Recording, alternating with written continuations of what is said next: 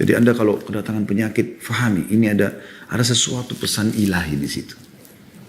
Ya. Anda kan kalau tidak melalui ujian di sekolah segala macam, Anda tidak naik level kan gitu ya, untuk naik level ini. Naik level, dan Allah pastikan fa inna ma'al usri yusra. Di setiap ujian ada kemudahan. Sabilud dumu'i sabilun murih tanahada ya sahi kay tastarih. Assalamualaikum warahmatullahi wabarakatuh. Alhamdulillah, lisan kita sebagai seorang muslim selalu mengucapkan kalimat suci, kalimat mulia ini dengan penuh keyakinan bahwasanya kita sedang memuji Sang Pencipta Allah, satu-satunya yang telah menciptakan, mengadakan, mempersiapkan, dan juga yang menghidupkan dan mematikan semua yang di langit dan di bumi, yaitu Allah Subhanahu wa Ta'ala. Dan kita tahu ini adalah kalimat yang luar biasa yang telah Allah siapkan, dikenal dengan kalimat syukur, berterima kasih kepadanya, dan akan menjadi penyebab seluruh nikmat yang sedang kita nikmati dan diberikan olehnya akan dipertahankan, juga ditambahkan. Oleh karena itu jadilah orang yang selalu membasahi lidah dan bibir kita dengan Alhamdulillah. Selanjutnya kita panjatkan salam hormat kita kepada utusan Allah Subhanahu wa Ta'ala, manusia terbaik, manusia yang telah dipilih oleh Allah Subhanahu wa Ta'ala dari sekian banyak turunan anak Adam sebagai pemimpinnya.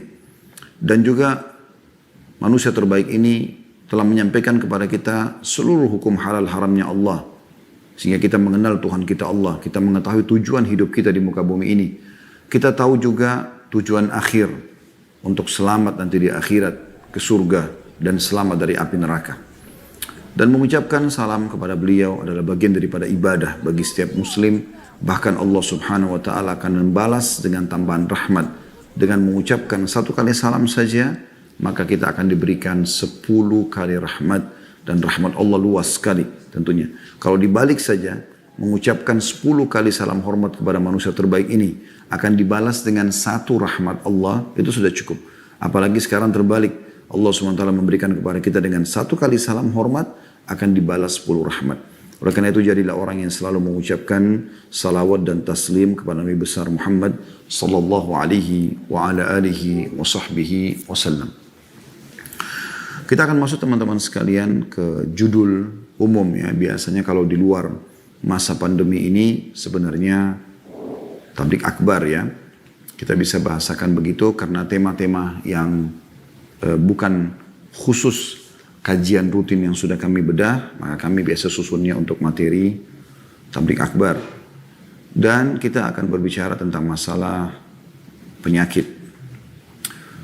Berikut segala macam hal yang berhubungan dengan penyakit tersebut. Kenapa ada penyakit? Hikmah daripada adanya penyakit. Bagaimana kita sebagai seorang muslim menghadapi penyakit kalau sudah terjangkit. Agar kita bisa melaluinya dengan nyaman, dengan tentram, dan juga kita penuh keyakinan akan mendapatkan banyak balasan dari Allah Subhanahu wa Ta'ala, termasuk kesembuhan yang akan diraih dengan izin Allah Subhanahu wa Ta'ala. Teman-teman sekalian, saya akan mulai dengan memberikan dulu sebuah kaidah penting. Sudah menjadi sunnatullah, peraturan yang Allah terapkan di alam semesta ini, dan kalau kita bicara lebih merucut lagi adalah dalam kehidupan, fenomena kehidupan kita manusia. Allah ciptakan berpasang-pasangan. Ada muda, tua. Ada laki-laki, ada perempuan. Ada siang, ada malam. Ya. Ada lapar, ada kenyang. Kemudian juga ada sehat dan ada sakit. Ya. Ada hidup, ada mati. Ya. Ada dunia, ada akhirat, dan ada akhirnya nanti surga dan ada neraka. Orang yang memahami apa yang sedang saya sampaikan tadi, maka hidupnya akan selalu tentram dan bahagia saja. Karena dia tahu, pada saat dia kenyang, satu waktu dia akan lapar. Atau pada saat dia lapar, dia juga akan kenyang. Kalau dia sekarang tiba di siang hari, dia pasti akan tiba di malam hari. Pada saat dia sehat, satu waktu juga dia akan sakit. Tidak ada orang teman-teman sekalian melalui kehidupan di muka bumi ini tidak pernah sakit. Tidak mungkin. Mustahil. Cuma tergantung kadar ringan atau beratnya penyakit itu. Kalau penyakit-penyakit yang umumnya terjadi, demam, flu, orang semuanya melaluinya. Tidak mungkin di muka bumi ada orang yang tidak pernah flu, demam, sakit kepala, sakit gigi. Orang semua laluin masalah itu. Ya. Maka ini adalah umum sebagai bentuk salah satu fenomena yang memang lazim terjadi. Kalau ada penyakit-penyakit kronis, ya, teman-teman medis tentu sudah tahu tentang bagaimana bahayanya. Dan pasti juga dipelajari tentang sebab-sebabnya. Karena memang ini terjadi ya, karena ada unsur campur tangan si orang yang terjangkit tersebut. Jadi itu Allah SWT jelaskan juga dalam Al-Quran sebagaimana akan kita paparkan nanti. Cuma teman-teman sekalian, kalau kita pahami tadi apa yang saya katakan itu, insya Allah kita akan lebih ringan melalui kehidupan muka bumi ini. Makanya kata Nabi SAW, ajaban li amri mu'min. Wala yakunu dhalika illa li mu'min. Sungguh mengagumkan perkaranya orang beriman. Dan itu tidak dimiliki kecuali orang yang beriman. In asabau sarra syakar. Kalau dia mendapatkan nikmat, dia selalu bersyukur. Ada makanan, ada minuman, sehat, dan segala macam hal. Alhamdulillah. Wa in asabau darra sabar. Kalau dia diberikan cobaan, dia bersabar. Kenapa? Karena dia memahami bahwasanya nikmat yang sedang ada, itu ada pasangannya, yaitu cobaan. Jadi pada saat dia ya, meletakkan syukur di timbangan agar nikmat selalu ada dan bertambah, maka dia letakkan di timbangan yang sebelahnya agar selalu seimbang, sabar pada saat cobaan datang. Ini baru ya, kehidupan dia akan berimbang. Bisa dia melalui kehidupan ini dengan sangat baik, tentram, makmur, semuanya baik. Makanya kata Nabi SAW, sungguh mengagumkan perkara orang beriman. Bahkan dalam riwayat dikatakan, inna amra kullu khair. Semua kehidupannya baik. Apakah nikmat sedang ada, apakah cobaan sedang datang. Karena dia tahu kata kuncinya. Ini nikmat datang, syukuri. Cobaan datang, dia bersabar. Lebih jauh daripada itu teman-teman sekalian yang bisa mengobati sekali. Kalau seseorang lagi menghadapi permasalahan yang berat. Kalau kita bicara penyakit kronis, utang yang banyak, dan segala macam hal yang mungkin tidak umum, bukan semua orang melaluinya. Maka kalau dia tahu, Allah Subhanahu Wa Taala biasa berikan dia rasa penyesalan, ya, dan dia tahu sebenarnya dia sedang salah. Tinggal satu kuncinya, taubat. Kembali kepada Allah Subhanahu Wa Taala. Demi Allah teman-teman sekalian. Dengan taubat nasuha yang tulus, Allah bisa ubah keadaan dia. Dari terpuruk, dari penyakit kronis, dari segala macam fitnah yang tertuduh kepada dia, kepada kebaikan-kebaikan. Allah ubah semua keadaan-keadaan tersebut menjadi lebih baik. Hanya taubat nasuha. Kata Nabi SAW, at-taubah tajubbu ma qablah. Taubat akan membersihkan semua yang lalu-lalu itu. Termasuk bekas-bekasnya. Ya. Bukankah orang-orang Quraisy dulu yang membenci Islam, kemudian mereka masuk Islam seperti Umar bin Khattab, Khalid bin Walid, Amr bin As, Ridwanullah alaihim, dan yang lainnya, Abu Sufyan. Mereka sangat benci dengan Islam. Tapi setelah dia masuk Islam, dia taubat nasuha, orang nggak mengenang lagi masa lalunya. Orang lebih banyak mengetahui tentang kelebihan dia. Dan Allah SWT mengubah itu keadaannya. Juga teman-teman sekalian, kita tahu dunia ini akan kita lalui. Seberat apapun cobaan, bisa kita lalui. Allah SWT mengingatkan tentang kehidupan dunia yang toh kita akan lalui. Tidak selamanya kita dalam penderitaan tersebut. Ya. Allah mengatakan dalam surah Al-Ankabut ayat 64, وَمَا الْحَيَاةُ الدُّنْيَا إِلَّا لَهُ وَلَعِبْ. Kehidupan dunia ini hanya senda gurau dan hanya permainan semata. Dalam surah Al-Hadid ayat 20, Allah juga mengingatkan, A'udzubillahi minasyaitonirrajim, وَمَا الْحَيَاةُ الدُّنْيَا إِلَّا مَتَاعُ الْغُرُورِ. Tidaklah kehidupan dunia ini melainkan hanya kesenangan yang palsu saja.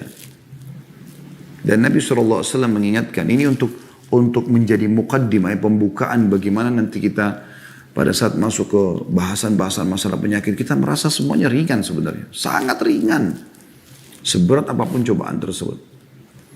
Kata Nabi SAW, ma'ana fid dunya illa karakibin istadhalla tahta syajaratin thumma raha wa tarakaha.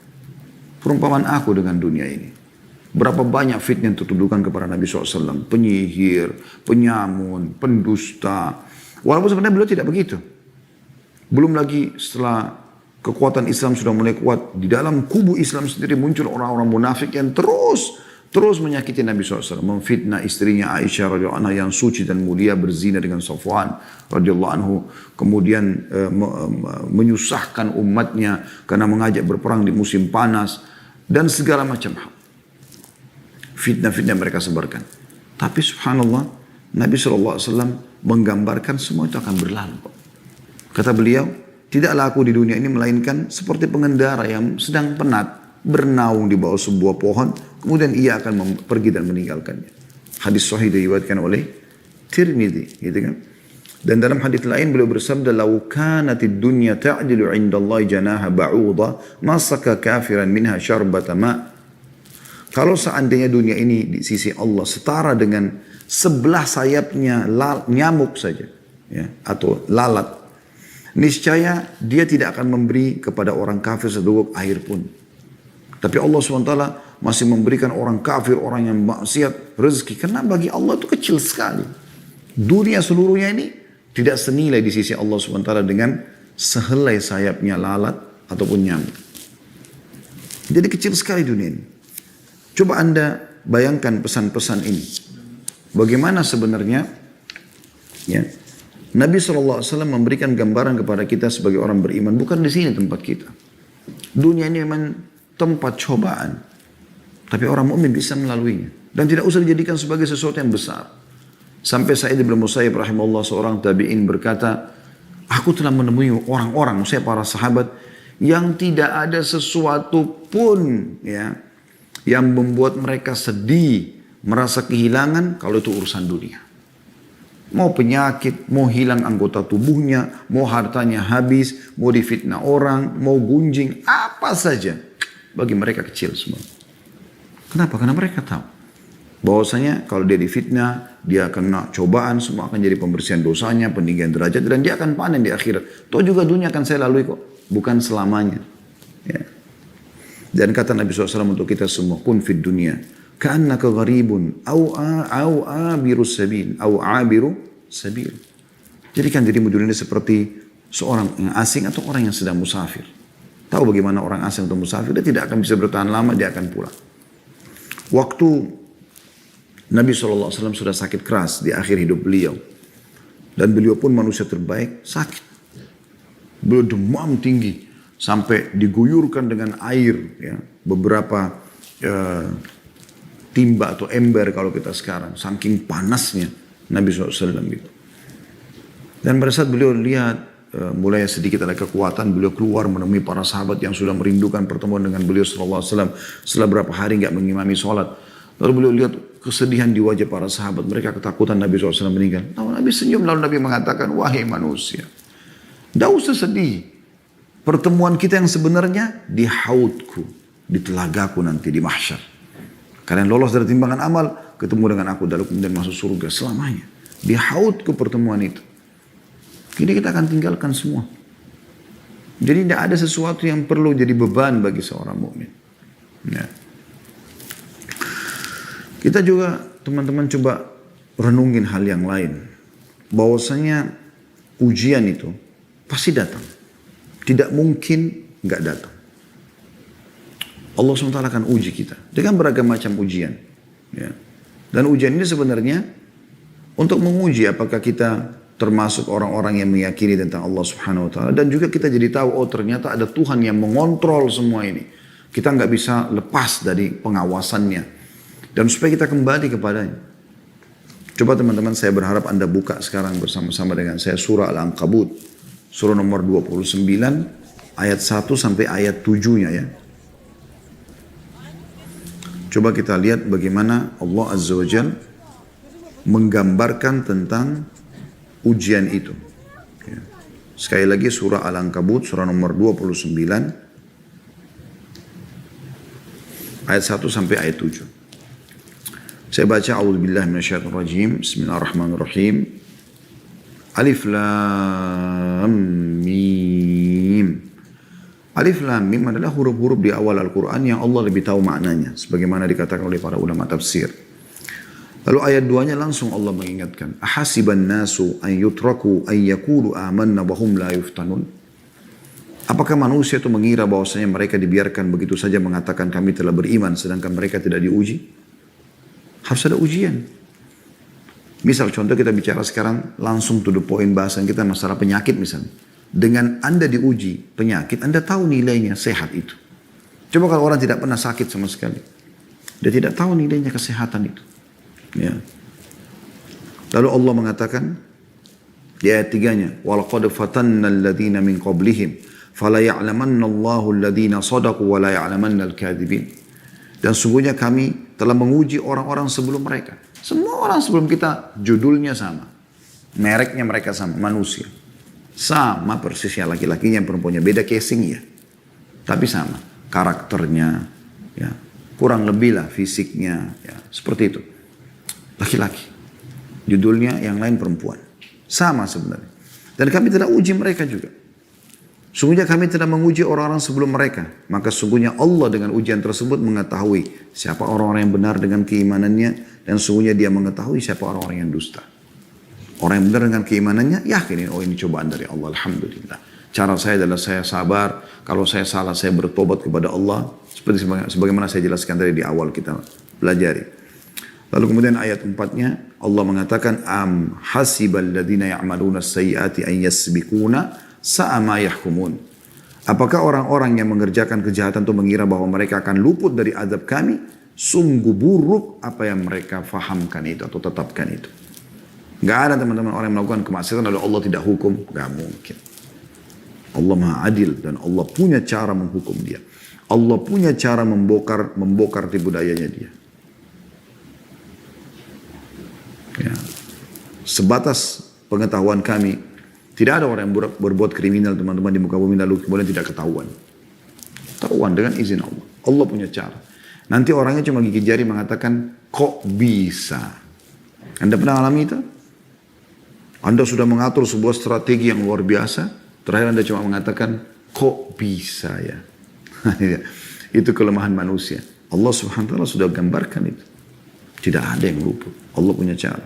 Kalau Anda segera taubat kepada Allah subhanahu wa ta'ala, dan sebagaimana saya katakan tadi, Allah bisa tutupin aib-aib Anda itu. Tapi kalau Anda terus saja ngotot membela diri, bahkan sampai bersumpah palsu segala macam, maka makin jadi nanti permasalahan.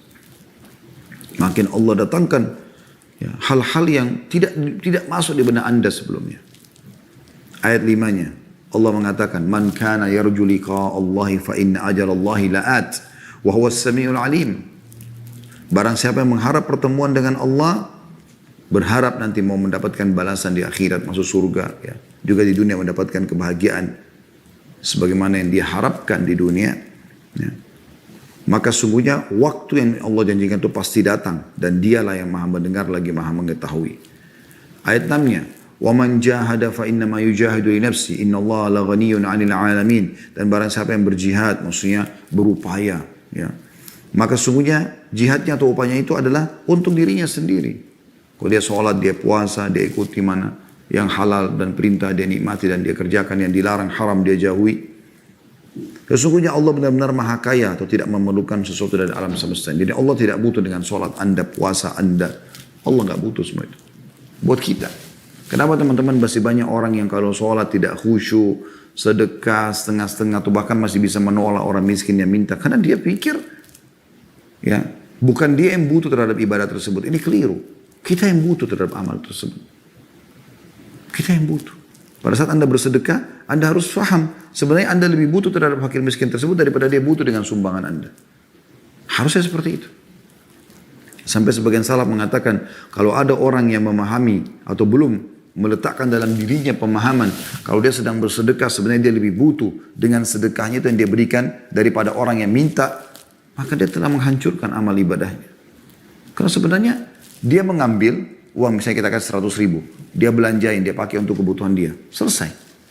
Ya, dia makan segala macam. Tapi Anda, sebagai orang beriman, Anda faham tentu dengan syariat Allah Subhanahu Wa Taala, nilai 100 ribu itu akan Anda bawa di timbangan Anda pada hari kiamat nanti. Bahkan dilipat gandakan, berlipat-lipat ganda.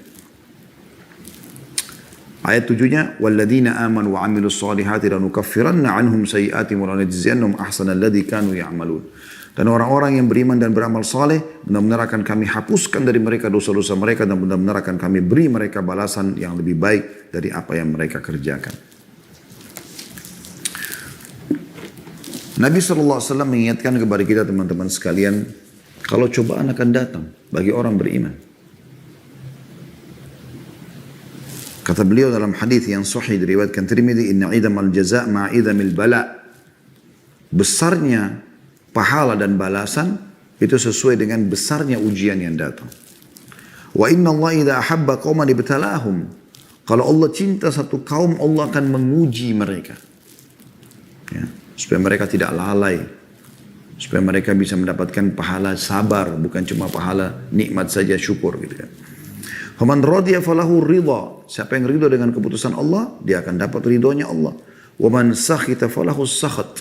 Siapa yang murka, marah-marah dengan keputusan Allah, maka dia juga akan dapat kemurkaan Allah.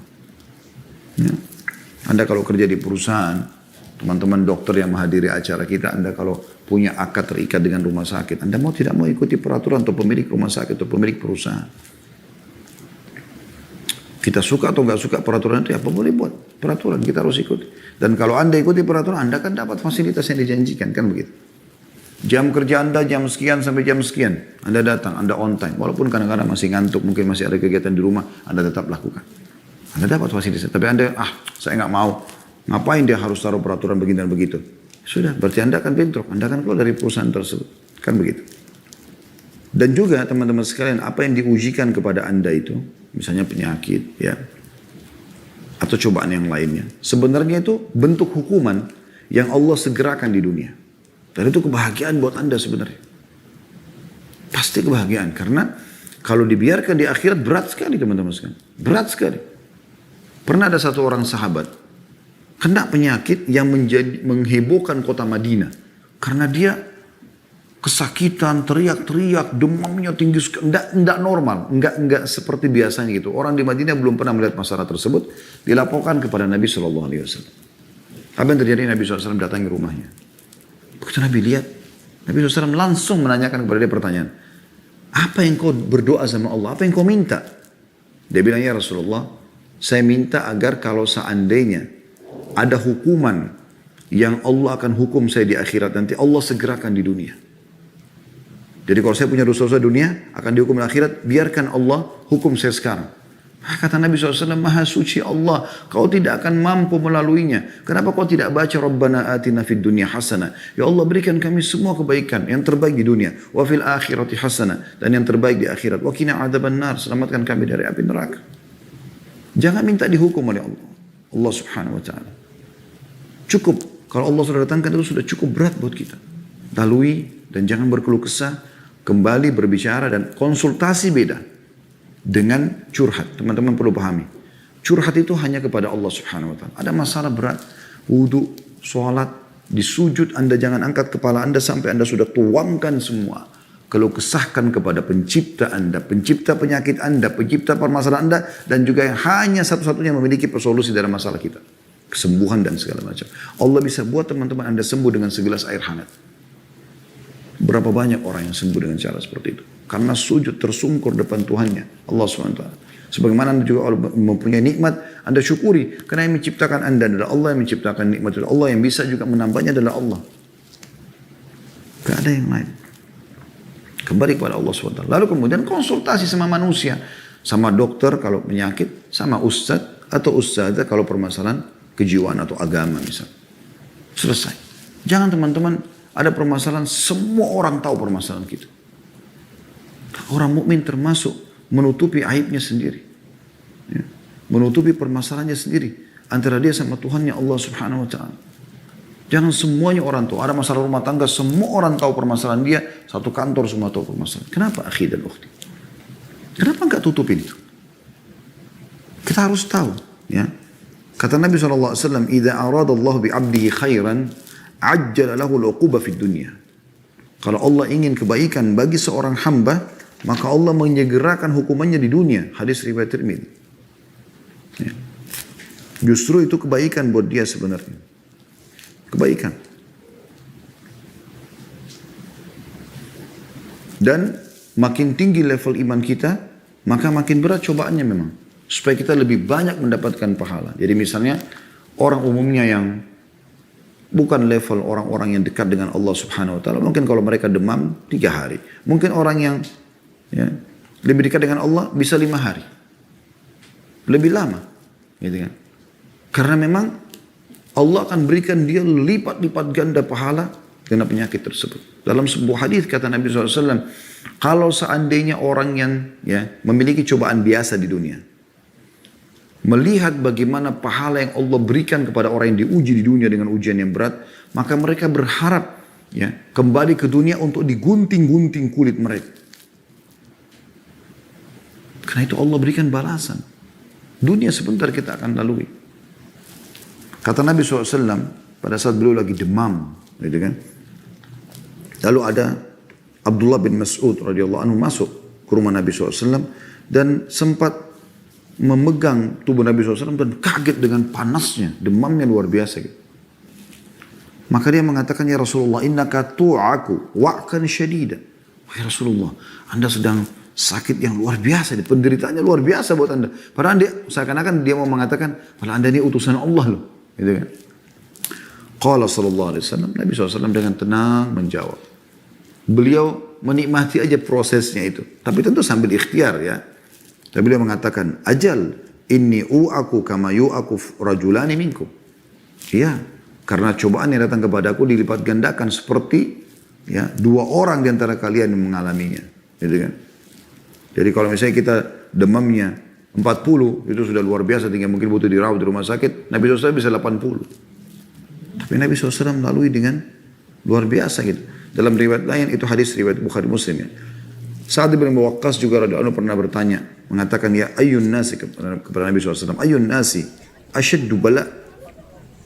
Ya. Orang atau manusia siapa yang paling berat cobaannya? Qala asyaddun nasi bala'an al-anbiya. Yang paling berat cobaannya para nabi-nabi. Kayak tadi cobaan itu maksudnya, ya kalau orang biasa cuma 3-4 hari dia lebih lama gitu. Tapi cobaannya mungkin hampir sama. Ya. Thummal amthalu fal amthal. Lalu kemudian yang setelahnya juga yang setelahnya. Yubtala ar-rajulu ala hasba dinihi. Seseorang akan diuji sesuai dengan bagusnya agamanya. Fa in kana dinuhu sulban ishtadda bala'u.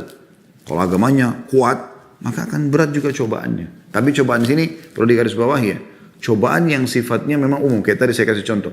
Orang demam, orang biasa 3 hari, dia mungkin 5 hari. Orang flu mungkin 3 hari, dia 5 hari. Begitu, lebih lama sedikit waktunya.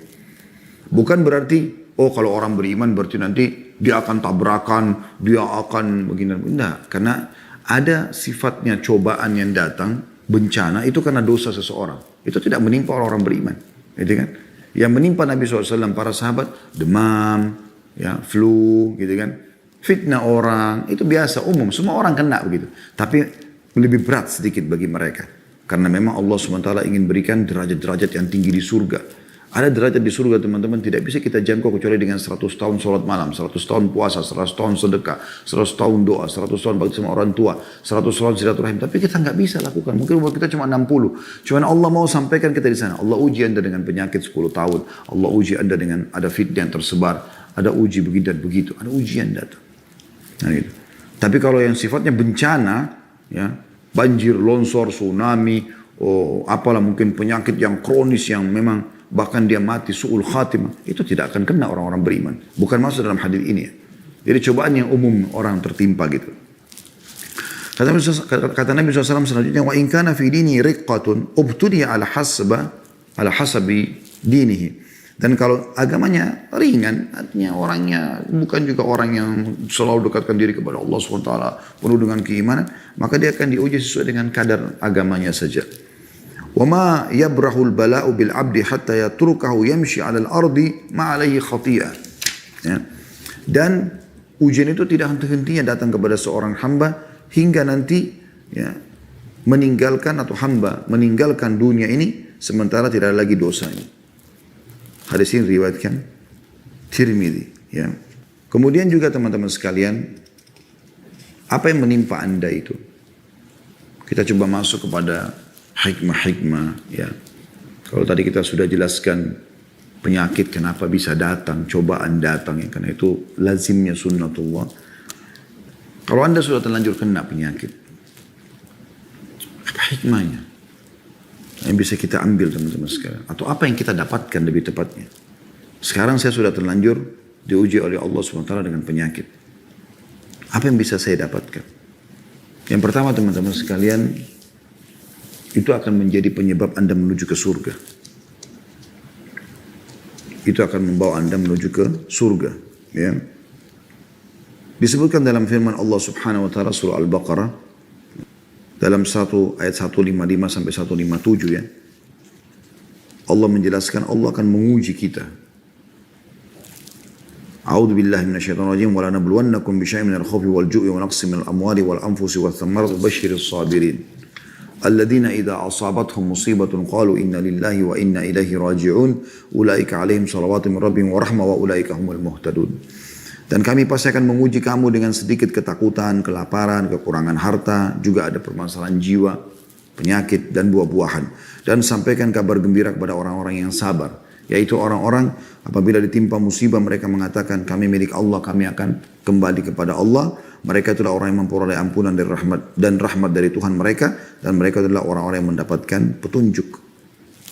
Dalam hadis tadi yang saya sempat bahasakan ya, diriwayatkan oleh Tirmidzi dari Jabir bin Abdullah radhiyallahu anhu, beliau mengatakan bahwasanya Rasulullah SAW bersabda, yawaddu ahlul afiyati yaumal qiyamati hina yu'ta ahlul bala'i thawaba law anna juludahum kanat quridat fid dunya bil maqarid.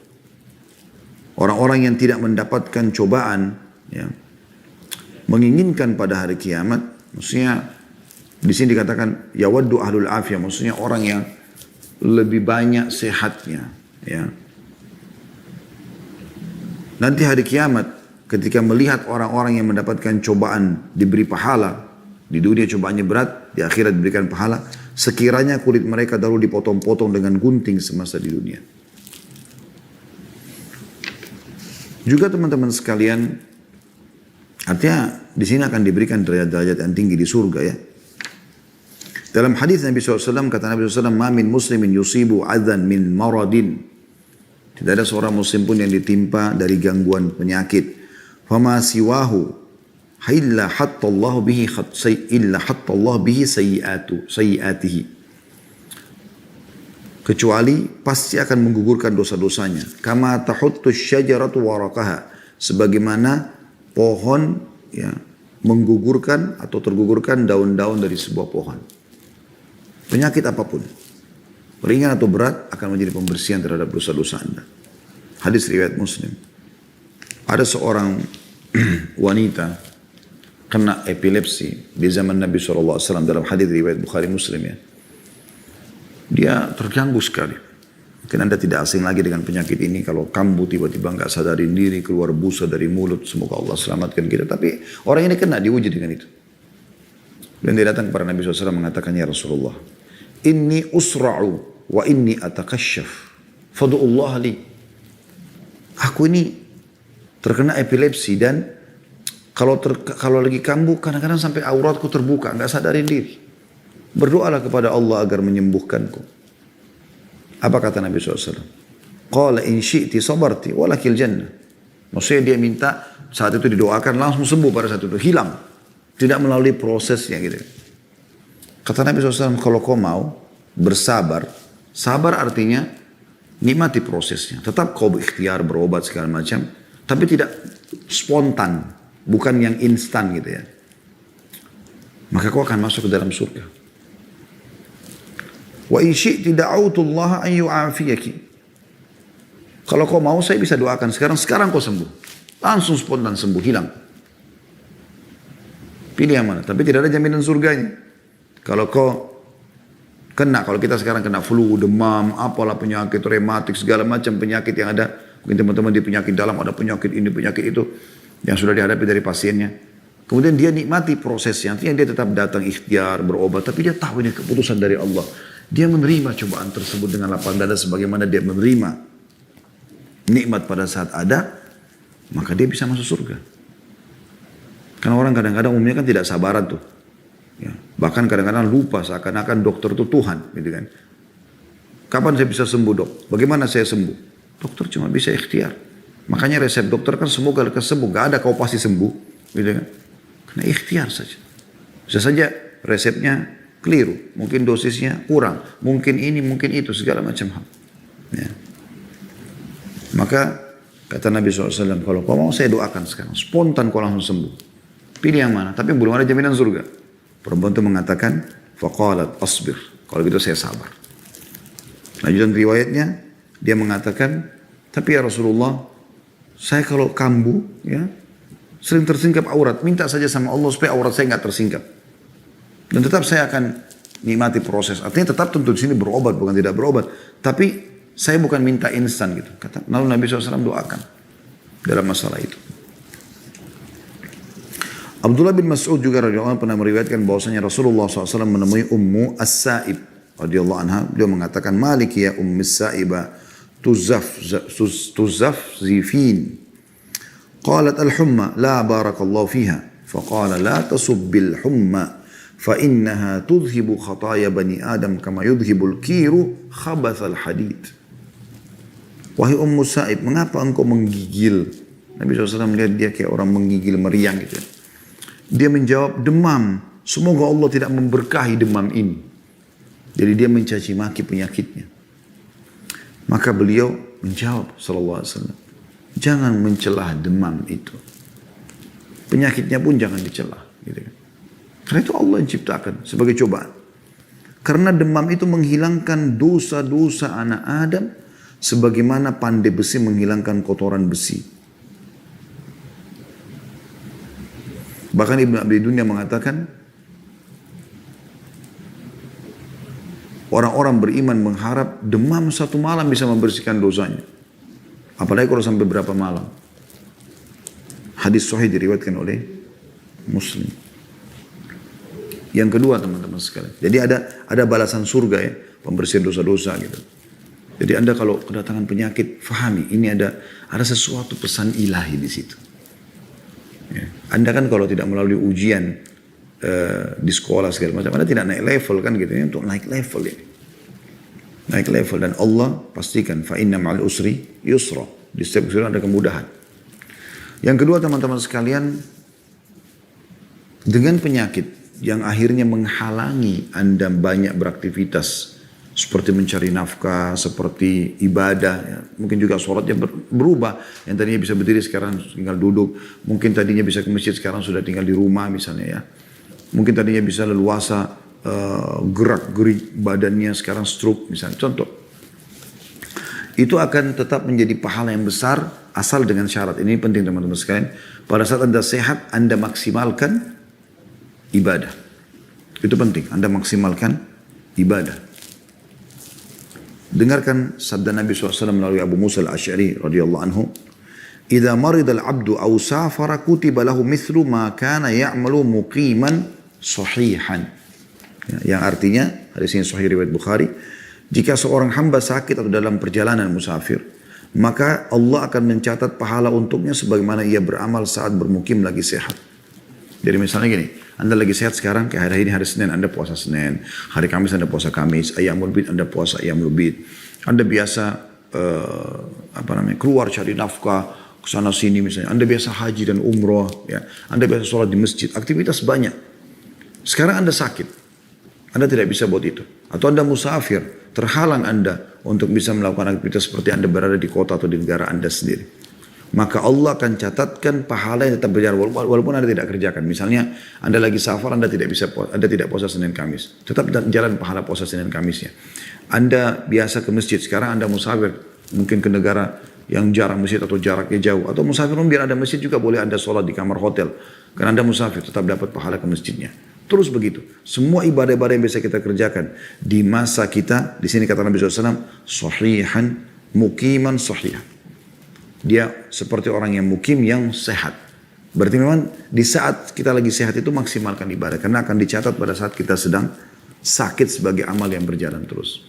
Saya pernah temui subhanallah teman ayah saya sudah meninggal rahimahullah di kota Makassar waktu itu.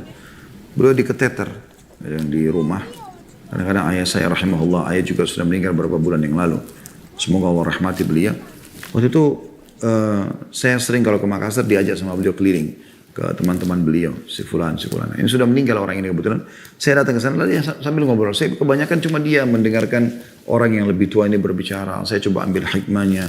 Saya jadi pelajar walaupun kadang-kadang apa yang dibicarakan mungkin saya sudah tahu, tapi saya tetap coba renungin, ambil pelajaran. Ya, tidak usah kita merasa diri lebih tahu gitu kan. Nah, pada saat terdengar azan saya mengatakan, maaf saya potong pembicaraan azan, saya mau ke masjid dulu gitu. Saya jalan duluan gitu. Maka mereka izinkan, saya pun duluan ke masjid. Nah kebetulan selesai sholat saya balik, dan dia kan tidak bisa ke masjid, orang ini kena lagi diketeter dan beliau sholat di atas ranjang gitu kan. Terus dia bilang sama saya kata-kata, saya merasa ini kayak Allah yang peringatkan, tapi melalui lisan orang. Dia mengatakan, nak, dulu waktu saya masih muda seperti kamu, saya tidak pernah tinggalkan masjid. Dan saya sekarang berharap kalau seandainya masih bisa Allah berikan kesempatan itu. Saya tiba-tiba berpikir, subhanallah, iya ya, kenapa saya harus tunggu sakit kemudian baru nanti menyesal tidak bisa ke masjid lagi. Dan orang ini karena rutin mengerjakan sholat dulu, walaupun dia keteter sekarang, tidak bisa ke masjid, Allah berikan dia pahala ke masjid. Karena dia sudah kerjakan sebagaimana hadis ini. Yang ketiga teman-teman, harus yakin bahwasanya di setiap penghujung sebuah cobaan ada penyelesaian. Allah SWT memastikan itu. 2 kali Allah ulangi dalam surah Asy-Syarh, ya, ayat 5 sampai ayat 6. A'udzubillahi minasyaitonir rajim, fa inna ma'al usri yusra. Di setiap kesulitan ada kemudahan. Lalu Allah ulangi lagi dengan harfut ta'kid. 2 kali Allah gunakan inna. Fa inna ma'al usri yusra. Inna ini dalam bahasa Arab namanya harfut ta'kid, memastikan pasti benar. Fa inna ma'al usri yusra. Di setiap kesulitan akan ada kemudahan. Lalu Allah ulangi inna ma'al usri yusra. Pakai lagi harfut ta'kid, sesuatu yang memastikan pasti di setiap kesulitan ada kemudahan. Nah, hanya teman-teman sekalian, di sini siapa yang mau melalui itu dengan mendapatkan banyak pahala dengan orang yang melaluinya dan berakhir juga tanpa ada pahala.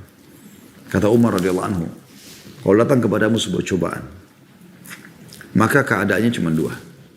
Kamu terima itu dengan tulus sebagai cobaan dari Allah. Kamu ridho dengan keputusannya Allah, gitu kan? Maka kau akan dapat pahala. Kau akan mudah melaluinya. Kau juga akan dapat solusinya. Orang kalau terima, oh ya Allah lagi uji saya, alhamdulillah, mudah-mudahan jadi pembersihan dosa saya. Mudah-mudahan saya bisa dapat derajat yang tinggi di surga karena ini. Ada amal-amal mungkin yang belum saya bisa kerjakan. Ada orang yang lebih berat cobaannya dari saya. Dia coba, ya, menerima itu dengan kesabaran. Dengan sabar memang harus begitu kan, gitu kan. Dan tidak mungkin kita bisa dapat pahala sabar kecuali dengan cobaan, kan begitu. Nah, maka dia mudah melaluinya. Dan dia yakin dengan dia makin sabar maka akan makin besar pahalanya. Toh juga di ujungnya inna ma'al usri yusra. Ada yusranya. Usr keberatan atau sesuatu yang berat, ya, cobaan. Dan yusra adalah kemudahan. Atau kata Umar, kau tidak menerimanya. Sakit, ribut, flu, sudah seperti terjadi kiamat. Baru cobaan sedikit sudah luar biasa. Karena kan ada orang datang gitu di masa pengajian dulu sebelum pandemi. Datang kepada saya, seakan-akan sudah masalah besar. Padahal sebenarnya saya melihat masalah kecil, masalahnya orang ini kecil sekali gitu. Hanya karena terlilit utang sama si fulan berapa, saya dikejar-kejar. Hanya karena dia sakit, kemudian dokternya dia belum bisa operasi karena belum ada duit. Hanya masalah kecil sebenarnya, bukan masalah besar gitu. Bisa dia laluin itu, bukan tidak bisa. Dan Nabi SAW mengatakan, Allah tidak akan menguji hamba di atas kemampuannya. Allah juga mengatakan dalam Al-Quran, la yukallifullahu nafsan illa usaha. Allah tidak akan uji di atas kemampuan seseorang. Kata Umar radhiyallahu anhu, kalau kau tidak terima cobaan tersebut, toh juga akan datang kepada kamu. Kalau lagi sakit misalnya, maka kau akan mendapatkan dosa. Karena kau seakan-akan memprotes Allah. Kau sulit melaluinya. Misalnya sebulan Allah tentukan penyakitnya ini. Dia lalui dengan keluh kesah. Dia repot melaluinya. Beda dengan tadi orang mukmin yang bisa menerimanya. Dan kau tidak akan menemukan jalan keluarnya. Akan jadi masalah buat kamu. Karena mungkin dalam keluh kesah itu ada penyakit, ada masalah dosa baru yang membuat Allah memperpanjang permasalahan dia atau menjadikan masalah buat dia. Ya. Jadi harus memahami masalah ini. Kemudian selanjutnya, ya, yang ketiga ya. Orang sakit, dengan sakit teman-teman, nikmat itu akan terlihat. Hikmah yang luar biasa. Makanya kata Nabi SAW, ni'matani magbunun fihi ma kathirun minan nas, as-sihhat wal farag. Dua nikmat yang banyak manusia tertipu di dalamnya. Mereka lalai, yaitu nikmat kesehatan dan waktu yang luang. Nah Allah subhanahu wa ta'ala ingin dengan penyakit itu, orang jadi tahu, oh ternyata nikmat sekali waktu sehat. Contoh misalnya, Anda sekarang lagi meriang, menggigil, lagi demam. Terus lihat orang minum air es. Enak bener dia. Karena dia tidak apa-apa. Lagi minum dengan enaknya. Atau Anda lagi sakit perut, maaf, mencret-mencret. Orang makan dengan lahapnya, segala macam, kita nggak bisa. Harus bubur, harus ini, harus itu. Beda. Ya. Kita lagi demam, kita nggak bisa kena dingin pun sedikit, sudah rasanya meriang. Orang tidur dengan AC, dengan dinginnya. Kita jadi tahu, ternyata selama ini nikmatnya Allah terlalu besar kepada saya. Luar biasa teman-teman. Dan nikmat Allah subhanahu wa ta'ala kepada kita ini luar biasa gitu. Ali mengatakan radhiyallahu anhu, bala itu tidaklah turun melainkan karena suatu dosa dan tidak diangkat kecuali dengan taubat. Sekalipun tidak ditentukan untukmu kesembuhan dari penyakitmu, tapi sebaik-baik penutup usia adalah taubat yang jujur. Ya. Ini yang ketiga. Dan ternyata teman-teman sekalian, ada hal yang mahal sekali yang kadang-kadang luput dari kita ya. Saya masukkan itu poin yang keempat, yaitu, atau masuk di poin yang ketiga saja tadi, masalah waktu lowong juga. Ada kejadian begini, di Riyadh ada seorang syekh pernah mendatangi rumah sakit, dan ini sebagian ulama sana punya tradisi ini. Sebenarnya menarik ya, kita belum, mungkin saya pun pribadi belum mempraktikkan masalah itu, tapi mereka ini untuk melihat berapa besar nikmatnya Allah pada diri mereka. Mereka sering datangi rumah sakit besar. Mereka izin pada kepala rumah sakitnya, mereka mau menjenguk pasien-pasien sambil mendoakan, walaupun cuma sebentar, menyampaikan sebuah hadis. Kemudian mereka pindah dari kamar ke kamar gitu kan, menenangkan orang. Itu satu hal yang luar biasa sebenarnya, perjuangan luar biasa gitu ya. Satu waktu dia masuk ke satu ruangan, ada orang kakinya digantung ke atas, kena patah, tabrakan, kecelakaan mobil. Dan sudah sekian lama dia di situ. Entah, mungkin sudah 2 tahunan gitu ya. Terus saya ini lihat, dari sekian pasien yang ada di situ, ini cukup berat. Saya mengatakan sabarlah, akan ada pahalanya semua segala macam. Orang itu, anak muda itu tiba-tiba mengatakan, Alhamdulillah Syekh, saya malah bersyukur dengan cobaan ini. Syekhnya heran. Yang lain-lain itu pada nangis, pada berterima kasih. Ini kok malah, Alhamdulillah saya bersyukur dengan cobaan ini. Kata syekhnya, kenapa kau merasa bersyukur? Malah jadi pelajaran buat beliau gitu kan. Dia mengatakan, Syekh perlu Anda tahu, saya dulu ini laki-laki, seorang anak muda yang lalai. Sholat malas, ibadah malas, pokoknya jauh dari agama gitu ya.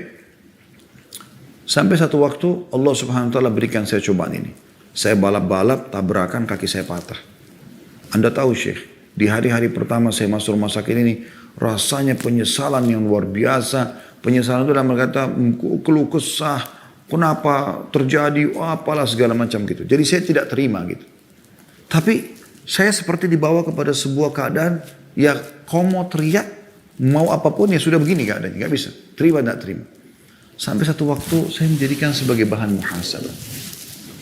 Mungkin ini adalah peringatan dari Allah subhanahu wa ta'ala. Lalu saya sambut dengan taubat nasuha. Saya coba beristighfar dengan dosa-dosa saya yang lalu. Saya coba terima, ridho dengan ini. Kemudian dia bilang, Anda tahu Syekh, setelah itu hati saya menjadi plong. Dan saya mulai menikmati detik-detik hidup saya dengan menganggap pasti Allah akan memaafkan dosa saya. Pasti ini akan di ujungnya pasti akan ada kesembuhan, pasti akan kebaikan. Lalu kemudian dengan waktu-waktu kosong itu saya gunakan untuk hafal Quran. Anda perlu tahu Syekh, selama saya 2 tahun di sini saya sudah hafal 30 juz. Karena banyaknya waktu lowong. Kemudian yang keempat teman-teman sekalian, tiap penyakit pasti ada obatnya dan itu harusnya diyakini oleh setiap muslim. Anda pun sebagai dokter yang hadir di acara kita ini, acara teman-teman dokter-dokter yang meminta tema kita ini, jangan teman-teman pernah memvonis penyakit ini tidak ada obatnya. Khususnya Anda sebagai seorang muslim, Anda harus yakin ada obatnya. Mungkin belum ditemukan iya. Loh kok bisa Ustaz? Perhatikan firman Allah subhanahu wa ta'ala ya. Kata Allah SWT dalam surah Asy-Syu'ara ayat 80, wa idza maritu fahuwa yashfin. Dan apabila aku sakit, kata Ibrahim alaihissalam, maka dialah yang menyembuhkanku. Artinya, tidak ada penyakit yang tidak disembuhkan. Allah SWT akan sembuhkan. Dikuatkan dengan hadis Nabi SAW riwayat Bukhari Muslim, ma anzalallahu da'an illa anzala lahu shifa. Allah tidak pernah menurunkan penyakit, melainkan Allah turunkan obat bersamanya. Jadi ada obatnya, bukan tidak ada obatnya. Cuma teman-teman sekalian, yang saya sayangkan sekali, banyak di antara kita teman-teman masih menomorsekiankan pengobatan yang disampaikan oleh wahyu. Yang paling pertama, saya titik beratkan di hikmah yang keempat ini teman-teman sekalian, gunakan ruqyah syariah, ruqyah syariah. Wahai teman-teman para dokter muslim, belajar ruqyah syariah. Anda boleh ikuti ceramah kami di playlist di YouTube insya Allah tentang ruqyah syariah. Obati pasien Anda dengan ruqyah syariah sebelum obat-obat medis kalau perlu. Apa itu ruqyah syariah? Gunakan ayat-ayat Al-Quran yang sudah ditentukan dalam syariat untuk pengobatan. Gunakan doa-doa yang diajarkan oleh Nabi SAW. Gunakan, ya kalau kita bahasakan sekarang, herbal-herbal yang memang Nabi SAW atau obat-obat tepatnya yang Nabi SAW sudah tentukan untuk umatnya. Allah berfirman dalam Al-Quran, terlindungi baik-baik surah Al-Isra ayat 82, A'udzu billahi minasyaitonir rajim wa nunazzilu minal Qur'ani ma huwa syifaa'un wa rahmatun lil mu'minin. Dan kami benar-benar turunkan Al-Quran yang dapat menjadi penawar dan rahmat bagi orang-orang yang beriman. Jadi maksudnya adalah penawar syifa, pengobat, penawar dari semua penyakit jiwa kah, fisik kah, semua penyakit. Misal contoh Anda, sering saya bahas itu, membaca Al-Fatihah, membaca 5 ayat pertama surah Al-Baqarah atau akhir surah Al-Baqarah, Al-Ikhlas, Al-Falaq, An-Nas, ya, kemudian Anda tiupkan ke telapak tangan lalu Anda usapkan ke tubuh, ya. Disebutkan, ya, bahwasanya Aisyah berkata radhiyallahu anha, bahwa Rasulullah SAW apabila ada orang yang mengeluhkan sesuatu kepada beliau penyakit, atau tubuhnya bernanah bahkan luka parah, maka Nabi SAW mengisyaratkan dengan jarinya demikian. Jadi beliau membaca doa ini. Ya. Jadi beliau bukan langsung kasih obat pertama. Nabi SAW memberikan petunjuk beliau sentuhkan ke tanah. Lalu beliau mengangkatnya sambil membaca. Bismillahi turbatu ardina biriqati ba'dina yushfa bihi yushfa saqimuna bi'iddi rabbina. Dengan nama Allah, bismillah, turbati ardina. Inilah tanah negeri kami. Tanah yang disentuhkan ke ujung telunjuk tadi ya. Biriqati ba'dina, dengan liur sebagian kami. Karena biasa Nabi SAW tiupkan. Dengan sedikit ludah. Yushfa saqimuna, yang akan menyembuhkan orang sakit di antara kami. Bi'idni rabbina, dengan izin Tuhan kami. Hadis ini riwayat Bukhari Muslim. Lalu kemudian disentuhkan ke tempat yang sakit. Juga Aisyah meriwayatkan bahwasanya Rasulullah SAW kalau menjenguk salah satu kerabatnya yang sedang sakit, maka beliau mengusap tangan kanannya ke tempat yang sakit sambil membaca Adhibil ba's rabban nas washfi anta syafi la shifa illa shifa'uk shifa'an la yughadiru saqama. Adhibil ba's, hilangkanlah penyakit. Rabban nas, Tuhannya seluruh manusia. Washfi anta syafi, sembuhkanlah karena hanya Engkau saja penyembuh atau pemberi kesembuhan. La shifa illa shifa'uk, tiada kesembuhan kecuali kesembuhan darimu. Ini subhanallah tauhid kepada Allah. Gak ada kesembuhan kecuali Allah mau sembuhkan. Shifa'an la yughadiru saqama, kesembuhan yang tidak meninggalkan bekas penyakit. Beliau sentuhkan tempat sakit. Ini yang dahulu Nabi SAW melakukan. Bukan langsung kasih madu, kasih obat. Nabi SAW pertama kembalikan dulu kepada doa kepada Allah Subhanahu Wa Taala. Pasien Anda duduk, sakit ini. Baik. Coba sekarang. Ibu atau bapak muslim, ya, baca. Alhamdulillah, wassalatu wassalamu ala rasulillah. Sederhana. Segala puji bagi Allah, salawat pada Nabi SAW. Bilang, ya syafi, wahai pemberi kesembuhan. Ishfini, sembuhkanlah aku. Kalau perlu doa-doa yang saya bacakan tadi Anda bisa print, Anda perbanyak ya, atau Anda persiapkan buku ya. Nanti insya Allah terakhir saya akan tunjukkan beberapa jenis buku yang teman-teman bisa perbanyak buku ini, letakkan di tempat-tempat praktek Anda, letakkan di ruang-ruang tamu Anda, selalu bawa di tas Anda. Kalau Anda sedang silaturahim kepada keluarga, ketemu sama orang, kasih hadiah. Sebarkan ilmu ini. Ini luar biasa ilmu-ilmu ini. Ya. Biar mereka baca, Anda juga biasa baca. Letakkan Anda lagi periksa tubuhnya sambil Anda baca ini. Bismillahi turbati ardina biriqati ba'dina yushfa sakimuna biidni rabbina. Sambil Anda periksa penyakit dia. Sambil Anda tekan perutnya. Sambil Anda ya periksa penyakitnya. Rabb adhibil ba's rabban nas ishfi anta syafi la shifa illa shifa'u shifa'an la yughadiru saqama. Itu artinya luar biasa itu. Jadi kita berdoa kepada pemilik tubuh itu, pencipta kita semua, pencipta penyakit itu dan yang memberikan kesembuhan. Ini paling penting dalam seluruh bahasan kita sebenarnya poin ini teman-teman sekalian. Karena ini luput dari banyak orang. Saya sayangkan ini terjadi pada dokter-dokter Nasrani.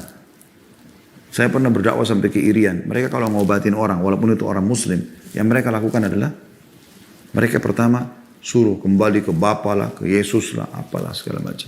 Baru kemudian diobati. Kenapa yang dokter Muslim tidak lakukan ini? Berapa banyak di antara dokter Muslim yang praktek lapangan, ya, koas dan segala macam mungkin. Kenapa nggak belajar ini? Kenapa nggak lakukan ini? Ini hadis Bukhari Muslim. Hadis yang lain juga Utsman bin Abi Al-As radhiyallahu anhu, ia mengeluhkan sakit di tubuhnya. Lalu dia datang kepada Nabi SAW. Mengatakan, ya Rasulullah, saya sakit gini. Nabi SAW bilang apa? Dha' yadaka 'ala alladhi ta'allama min jasadik. Coba taruh tanganmu di tempat yang kau sakit itu. Suruh taruh. Di mana sakit? Di dada kah? Tenggorokan kah? Di kepala kah? Di kuping kah? Di apalah? Di mulut lah. Misalnya di hidung. Di mana? Punggung. Mana yang sakit? Letakkan tanganmu. Tanganmu sendiri. Wakul. Lalu baca. Bismillah thalathan. Bilang. Bismillah 3 kali. Bismillah, Bismillah, Bismillah. Kemudian setelah itu, Wakul sab'a marrat. Lalu setelahnya, itu tadi baca Bismillah 3 kali. Lalu baca 7 kali setelahnya. A'udhu billahi wa qudrati min syarri ma ajidu wa uhadiru. Sambil pegang tempat sakit. Ya Allah, aku berlindung kepadamu. Ya, dengan kemahakuasaanmu dari seluruh keburukan yang aku rasakan. Dan aku khawatir darinya. Baca 7 kali. Sambil pegang. Ingat, ikuti keyakinan teman-teman. Allah subhanahu wa ta'ala akan sembuhkan. Baca Bismillah, Bismillah, Bismillah. A'udhu bi'izzatillahi wa qudratihi min syarri ma ajidu wa uhadir. Kalau pasien Anda atau orang yang sedang sakit, istri atau suami Anda atau anak Anda pegang, bilang kalau dia laki-laki, Bismillah, Bismillah, Bismillah. A'udhu bi'izzatillahi wa qudratihi min syarri ma wajada wa hadara. Anda tulis itu ya. Ma wajada wa hadara. Kalau tadi kan kalau saya yang pegang tempat saya, ma ajidu wa uhadir. Apa yang saya rasakan, dan apa yang saya khawatirkan. Kalau orang lain laki-laki, ma wajada wa hadara. Apa yang dia rasakan laki-laki dan dia khawatir. Kalau perempuan, ma wajadat wa hadarat. Dan apa yang dia rasakan si perempuan ini dan juga yang dikhawatirkan oleh dia. Dan hadis ini hadis sahih riwayat Muslim. Anda sebagai dokter bertemu dengan pasien, Anda sebagai orang yang menjenguk orang sakit, renungi, jalankan hadis ini, mulia sekali. Dari Ibnu Abbas radhiyallahu anhu bahwasanya Rasulullah SAW bersabda, "Man 'ada maridan lam yahdur ajaluhu." Siapa yang menjenguk orang sakit dan belum tiba ajalnya, selama belum datang ajal yang Allah tentukan ke pasien itu, ke orang yang sedang sakit kita jenguk, kerabat atau orang lain pun, faqala indahu sab'a marrat. Lalu dia baca di sisinya 7 kali. 7 kali dia baca doa ini. Pendek sekali doanya. Mudah dihafal. Detik ini pun Anda kalau ikutin saya Anda bisa hafal. Mudah. Baca 7 kali. As'alullahal azim. Aku memohon kepada Allah yang maha agung. Rabbal arshil azim. Pemilik singgasana yang agung. Ayyashfiyaka. Agar menyembuhkan. Pendek sekali. As'alullahal azim. Rabbal arshil azim ayyashfiyaka. Aku memohon kepada Allah yang Maha Agung, pemilik singgasana agung agar menyembuhkan laki-laki, ayyashfiyaka, perempuan ayyashfiyaki, Bedanya di ka sama ki aja terakhir. Saya ulangi, as'alullahal azim. Aku mohon kepada Allah yang Maha Agung. Rabbal arsyil azim. Tuhan pemilik singgasana yang agung. Ayyashfiyaka. Agar menyembuhkanmu kalau perempuan ayyashfiyaki. Apa kata Nabi SAW? Jaminan dari utusan Allah. Guru dan kiai kita semua. Kekasih orang-orang beriman. Utusan Allah yang menciptakan langit dan bumi. Illa afahullahu min dhalikal marad. Kecuali pasti Allah akan sembuhkan dia dari penyakit itu. Hadis ini sahih riwayat Abu Daud dan Tirmidzi. Luar biasa hadiah dari Nabi SAW. Baca 7 kali sembuh dia. Ya. Juga dari Abu Sa'id al-Khudri dalam hadis yang lain, bahwasanya anna Jibril atan Nabiya sallallahu alaihi wasallam faqala ya Muhammad ishtakaita. Satu hari pernah Jibril datang menemui Nabi sallallahu alaihi wasallam kemudian berkata, wahai Muhammad, apa yang kau keluhkan? Karena kelihatannya Nabi SAW sedang sakit. Apakah kau sedang sakit? Faqala na'am. Iya benar. Aku sedang sakit kata Nabi SAW. Qala Jibril mengajarkan. Baca. Baca. Bukan minum, bukan makan. Baca. Bismillahi arkik. Maka Jibril membaca ini. Jibril membaca ini. Dengan nama Allah aku meruqyamu. Bismillahi arkik. Min kulli syai'in yu'dhik. Dari segala sesuatu yang mengganggumu. Min syarri kulli nafsin au ainin hasid. Dan dari keburukan setiap jiwa atau mata yang hasad, mata yang iri. Karena orang yang iri matanya panas. Ya, biasa gitu. Kata Nabi SAW, innal ainil haq. Mata panas itu benar terjadi ya. Allahu yashfik. Semoga Allah menyembuhkanmu. Bismillahi arkik. Dengan nama Allah aku meruqyamu. Hadis sahih diriwayatkan Muslim. Masih mau lagi dapat bonus? Banyak. Ibnu Abbas meriwayatkan sabda Nabi SAW. Beliau mengatakan kalau siapapun yang sedang kesusahan, bacalah. La ilaha illallahul azimul halim. La ilaha illallahu rabbul arshil azim. La ilaha illallah rabbus samawati wa rabbul ardi wa rabbul arshil karim. Tidak ada Tuhan yang berhak disembah kecuali Allah yang maha agung dan maha penyantun. Tidak ada ilah yang berhak diibadahi dengan benar kecuali Allah, pemilik singgasana yang maha agung. Tidak ada ilah atau Tuhan yang berhak diibadahi dengan benar kecuali Allah, pemilik langit, pemilik bumi, dan pemilik singgasana, ya, zat yang pemurah. Hadis ini riwayat Bukhari Muslim. Tentu ini kalau kita rincikan cukup panjang teman-teman sekalian, saya ringkaskan karena melihat waktu ya. Sekarang sudah 14:10. Kemudian juga ada hadis yang riwayat Tirmidzi, kita dianjurkan membaca doanya Dzannun. Dzannun itu Nabi Yunus alaihissalam. Nabi Yunus alaihissalam. Beliau pada saat ditelan oleh ikan, beliau baca apa? La ilaha illa anta subhanaka inni kuntu minadh dhalimin. Tidak ada Tuhan yang berhak disembah kecuali engkau, aku termasuk orang-orang zalim. Kata Nabi SAW, la yad'u biha rajulun muslim fi syai'in qat illa istajaba Allahu lah. Tidak ada seorang muslim pun yang baca ini dulu kemudian dia berdoa kecuali doanya akan diterima. Baca la ilaha illa anta subhanaka inni kuntu minadh dhalimin. Anda mau buka praktek, baca dulu ini. Minta agar Allah mudahkan kesembuhan pasien Anda melalui Anda. Itu luar biasa gitu ya. Dan banyak sekali teman-teman kalau kita mau bahas tentang doa-doa ruqyah, tapi ini diantaranya ya. Kemudian teman-teman sekalian saya tutup atau saya tambahkan selain doa ruqyah baru kemudian Anda ikhtiar tadi saya bilang dengan herbal-herbal seperti misalnya madu ya, karena Nabi SAW kesembuhan pasti di 3 hal. Di madu tapi madu asli, konsumsi selalu madu. Kemudian habbatus sauda yang kata Nabi SAW, yang 3 hal itu madu, kemudian bekam ya, dan kai ini menggunakan besi panas yang dikagetkan. Tapi kata Nabi SAW, aku melarang umatku berobat dengan kai. Jadi kita fokus kepada bekam dan madu. 2 hal itu selalu kita lakukan ya. Kemudian juga habbatus sauda yang kata Nabi SAW, obat untuk semua penyakit kecuali kematian. Ya. Kemudian juga air zam-zam. Konsumsi kata Nabi SAW, zam-zam liman syuribalah. Zam-zam sesuai dengan air orang yang meminumnya. Saya tutup teman-teman dengan hal yang penting sekali, yang juga tidak kalah pentingnya maksudnya, yaitu teman-teman sekalian hati-hati dengan jalan-jalan syaitan pada saat sakit. Yang pertama, jangan buruk sangka dengan Allah Subhanahu Wa Taala. Saya ringkaskan ini karena dalam hadis kata Nabi SAW, Allah berfirman, Ana inda dhanni abdi bi, saya sesuai dengan perasaan hambaku. Maksudnya kalau dia sangka dia akan disembuhkan, Allah akan sembuhkan. Dia sangka Allah tidak sembuhkan, maka Allah juga tidak akan sembuhkan. In dhanna khairan falahu. Kalau dia sangka baik maka dia akan mendapatkan itu. Wa in dhanna syarran falahu. Kalau dia sangka buruk padaku maka aku juga akan berikan keburukan itu. Hadis sahih riwayat Ahmad dan Ibnu Hibban. Kemudian teman-teman sekalian, yang perlu juga digarisbawahi adalah jangan pernah mengkonsumsi obat ya, atau terapi pengobatan dengan yang haram. Renungi hadis ini, hadis sahih riwayat Abu Dawud.